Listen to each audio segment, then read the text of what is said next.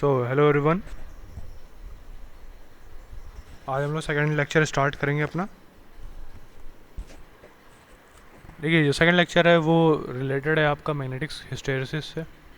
ठीक है, और जो भी आपका इलेक्ट्रोमैग्नेटिक फोर्स है और जो टॉर्क है वो सारा कुछ हम डिराइव करेंगे इस लेक्चर में। ठीक है, या फिर इस यूनिट में। इस लेक्चर में तो खैर नहीं हो पाएगा। तो देखिए, कुछ चीज़ें हैं जो हमें ध्यान रखनी पड़ेंगी। एक एक चीज़ मैं आपको समझाऊंगा तो आप आराम से समझना उसको। देखिए, जो भी आपकी मशीन्स होती हैं, ठीक, चाहे वो ट्रांसफार्मर हो या फिर आपका, एक मिनट,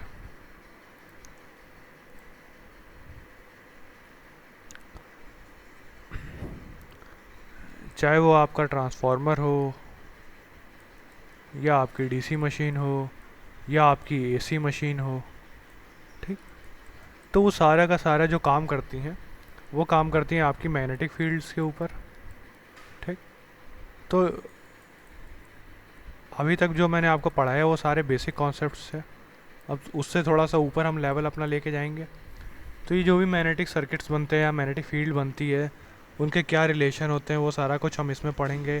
कैसे पावर जनरेट होती है, कितना टॉर्क होता है, ये सारे का सारा हम अपने इस वाले लेक्चर में कवर करेंगे। तो देखिए, आज के लेक्चर में जो चीज़ें हैं वो है आपका हिस्टैरिसीस के बारे में। तो देखिए, क्या होता है, कैसे मैग्नेटिक फील्ड प्रोड्यूस होती है, क्या हिस्टैरिसीस है, ये सारी चीज़ें समझते हैं। मान लीजिए आपके पास एक कोई कंडक्टर था। ठीक, उस आपने क्या किया, उसके चारों तरफ वायर लपेट दिया। ठीक, ये कुछ करंट आई कैरी कर रहा था और आई करंट बाहर ही जा रही थी।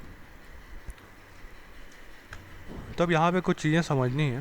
देखिए, जब भी आप कोई, ये मान लीजिए आयरन का कंडक्टर है, उसके अक्रॉस कोई भी वायर लपेटते हैं और वो वायर करंट कैरी करता है, तो आपको पता है कि यहाँ से कुछ मैग्नेटिक फील्ड बनेगी जो कि इस साइड में जाएगी। मान लीजिए आपका नॉर्थ पोल बन रहा है या आपका साउथ पोल बन रहा है, तो मैग्नेटिक फील्ड ऐसे ही ट्रैवल करेगी।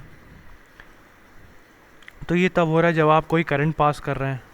ठीक, तो जैसे ही आप करंट को रिमूव करेंगे, ठीक, तो होना क्या चाहिए, ये सारी की सारी जो मैग्नेटिक फील्ड बनी है ये वापस से ज़ीरो हो जानी चाहिए, यानी कि सिस्टम आपका वापस से रीस्टोर हो जाना चाहिए। लेकिन असल में ऐसा होता नहीं है। क्यों नहीं होता है, आप पहले तो ये समझिए।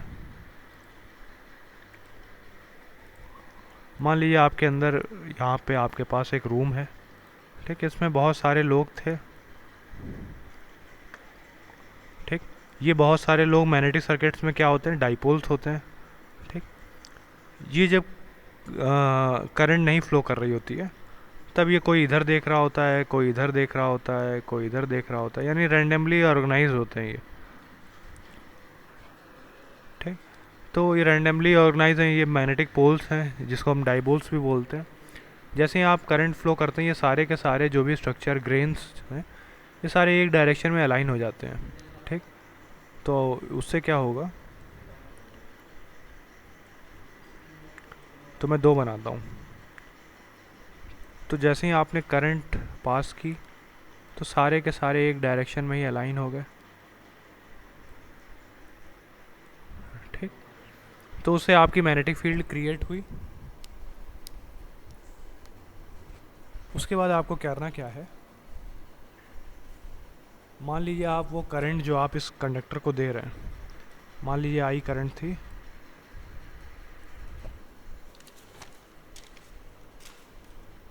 ठीक, और इसमें से ही आई करंट बाहर जा रही थी। अब अगर ये आई करंट आप रिमूव कर देते हैं, ठीक, तो होना क्या चाहिए, ये सारे के सारे जो भी कंडक्टर्स थे ये वापस से अपनी ओरिजिनल पोजीशन में रीस्टोर हो जाने चाहिए थे। मतलब इनका डायरेक्शन ये ना हो करके इधर हो जाए, वापस से इधर हो जाए या इधर हो जाए। लेकिन ऐसा होता नहीं है। क्यों नहीं होता है, क्योंकि इतनी सारी भीड़ है।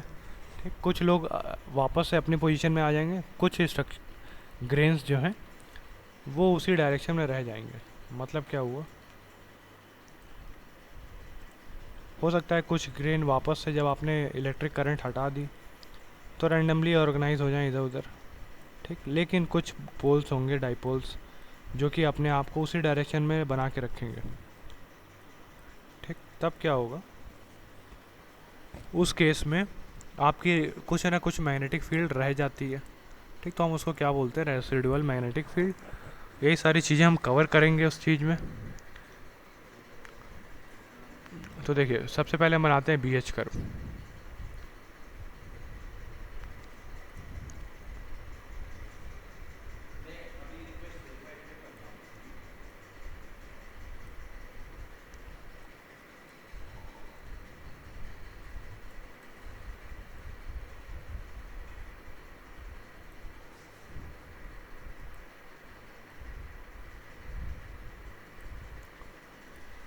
तो देखिए, जैसे आप एक नया मटेरियल लेके आए या फिर आयरन का पीस लेके आए, तो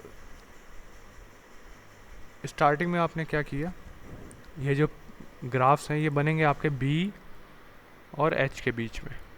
ठीक, B क्या है, आपकी मैग्नेटिक फ्लक्स डेंसिटी या फील्ड डेंसिटी है। H क्या है, आपकी मैग्नेटिक फील्ड है, जो कि MMF पे डिपेंडेंट है। ठीक, MMF इसको भी आप बोल सकते हो, या H बोल दे रहा हूँ मैं। ठीक, तो स्टार्टिंग में जब आपका कंडक्टर लेके आए आपने करंट प्रोड्यूस की।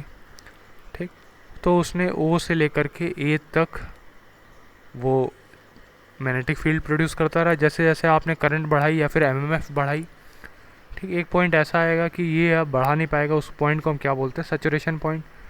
सैचुरेशन इसलिए आता है ताकि वहाँ पे उस मटेरियल में अब और मैग्नेटिक फ्लक्स डेंसिटी बढ़ नहीं सकती, इस वजह से वहाँ सैचुरेशन आ जाता है। इर्रेस्पेक्टिव आप जितनी चाहो करंट बढ़ा लो, यानी MMF आप अब जितना बढ़ाना चाहो बढ़ा लो, लेकिन अब आपकी जो मैग्नेटिक फील्ड डेंसिटी है वो बढ़ेगी नहीं। तो आपको अब इसे हटाना है, तो आप क्या करेंगे, आपने करंट को ज़ीरो कर दिया। तो ये पॉइंट A से B सैचुरेशन है, फिर ये B से लेकर के C तक आएगा। ठीक, फिर यहाँ से अब तो आपने करंट ज़ीरो कर दी, लेकिन ये मैग्नेटिक फील्ड रह गई कुछ। ठीक, तो इसको हम क्या बोलेंगे, रेसिडुअल मैग्नेटिक फील्ड। और इस पर्पस जो भी आपका प्रोसेस हो रहा है, इस प्रोसेस को हम क्या बोलेंगे, रिटेंटिविटी। ठीक, अब आपने इसको ज़ीरो करना है मैग्नेटिक फील्ड को, तो आपने क्या किया, निगेटिव डायरेक्शन में एक फील्ड अप्लाई की। तो इस पॉइंट पे आपकी मैग्नेटिक फील्ड डेंसिटी ज़ीरो हो गई, और ये पोर्शन आपका हो गया कोरेसिव फोर्स। जितना फोर्स आपको अपोजिट डायरेक्शन में लगाना है इस फील्ड को ज़ीरो करने के लिए, फिर से वही नीचे कहानी दोहराई जाएगी, फिर से आपको वही जाना पड़ेगा इधर, और ये कहानी दोबारा से स्टार्ट हो जाएगी। मतलब अब क्या हो रहा है, इसकी डायरेक्शन देखिए, ये डायरेक्शन, ये डायरेक्शन, ये डायरेक्शन,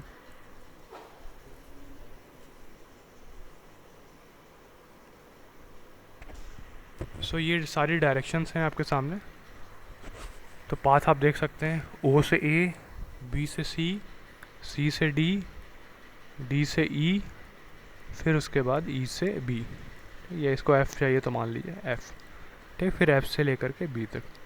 तो अब आप इस लूप में फंस चुके हैं, अब आप इस लूप से कभी भी बाहर नहीं आ पाएंगे। मतलब क्या है कहने का, कि जब आपने स्टार्टिंग में एक मटेरियल लिया, उसमें आपने मैग्नेटिक फील्ड अप्लाई की, तब तो वो A से लेकर के O से लेकर के A तक जा रहा था। तब आपका B is equals to mu naught H जो रिलेशन था वो तो ट्रू था। उसके बाद जब सैचुरेशन आ गया, वो रिलेशन होल्ड नहीं करेगा। फिर आपने क्या किया, करंट को ज़ीरो कर दिया। करंट ज़ीरो होने से ये पोर्शन यहाँ पे आके अटक गया C पॉइंट पे, यानी मैग्नेटिक फील्ड रह गई, क्योंकि कुछ रेसिडुअल मैग्नेटिक फील्ड होगी वो रह गई। उसको हटाने के लिए आपने क्या किया, आप C से लेकर के पॉइंट E तक आए। ठीक, उस पॉइंट E से आपने वो वाली रेसिडुअल मैग्नेटिक फील्ड हटा दी, क्योंकि देखिए पॉइंट E पे आपकी जो मैग्नेटिक फ्लक्स डेंसिटी है वो ज़ीरो है। ठीक, तो यहाँ पे कुछ टर्म है जो आपको ध्यान रखने हैं। पहला है आपका OC। OC जो है ये है आपका रेसिडुअल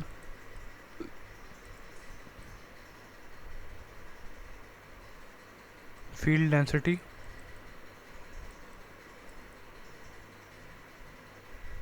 ठीक, और जो आपका OE है ये है आपका कोरेसिव फोर्स।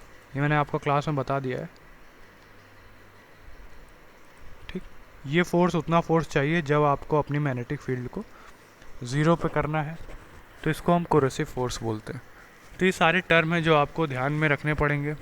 ठीक, तो क्या होती है आपकी मैग्नेटिक फ्लक्स डेंसिटी, ये सब तो मैंने आपको पढ़ा ही दिया है। रेसिडुअल के बारे में आपने पढ़ लिया, कोरेसिव फोर्स क्या होता है। ये आपका जो पूरा का पूरा गोल स्ट्रक्चर बना हुआ है यहाँ पे, इसको हम क्या बोलते हैं, हिस्टेरिसिस कर्व, ठीक, या फिर हिस्टेरिसिस लूप। और अगर आप इसका एरिया निकालोगे तो वो एरिया आपका लॉसेस के इक्वल आएगा। ठीक, तो आप इतना ध्यान रखिएगा। Thank you.